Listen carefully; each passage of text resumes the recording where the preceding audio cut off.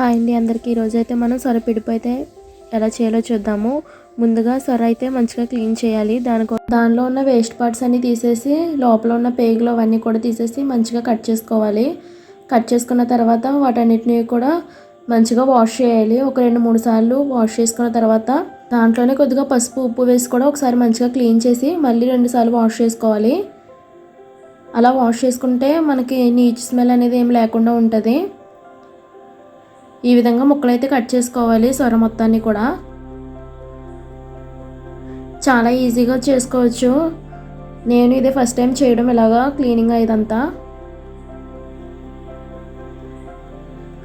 ఇదంతా కూడా మంచిగా ఉడకబెట్టేసుకోవాలి. తర్వాత ఇప్పుడు ఒక ప్యాన్ పెట్టి దాంట్లో కొద్దిగా ఆయిల్ వేసాను. ఆయిల్ హీట్ అయిన తర్వాత దాంట్లో కొద్దిగా కరివేపాకు, అలాగే పచ్చిమిరపకాయలు, అలాగే కొద్దిగా ఉల్లిపాయలు కూడా వేస్తున్నాను. ఇదంతా కూడా ఒకసారి మంచిగా కలుపుకోవాలి. దాంట్లోనే కొద్దిగా సాల్ట్ కూడా వేస్తున్నాను. ఇదంతా కూడా ఒక 5 నిమిషాలు అనేది మంచిగా ఫ్రై అవ్వాలి. ఎలా ఉడకబెట్టాను ఏంటనేది నేను లాంగ్ వీడియోలో పోస్ట్ చేస్తాను. అలాగే కొద్దిగా అల్లం వెల్లుల్లిపాయ పేస్ట్ కూడా వేసాను. తర్వాత కొద్దిగా పసుపు కూడా వేసుకుని ఒకసారి మంచిగా కలుపుకొని దాంట్లోనే కారం కూడా వేసుకోవాలి. కారం కూడా వేసుకుని ఒకసారి మంచిగా కలుపుకోవాలి. కారం కూడా మొత్తం కలిసేలాగా. తర్వాత ముందుగా మనం ఉడకబెట్టుకున్న సొరనైతే ఈ విధంగా మ్యాష్ చేసుకోవాలి. ఇదంతా కూడా మంచిగా ఒకసారి ఆ కర్రీలో కలుపుకోవాలి. ఉల్లిపాయలన్నీ కూడా మసాలా పట్టేలాగా.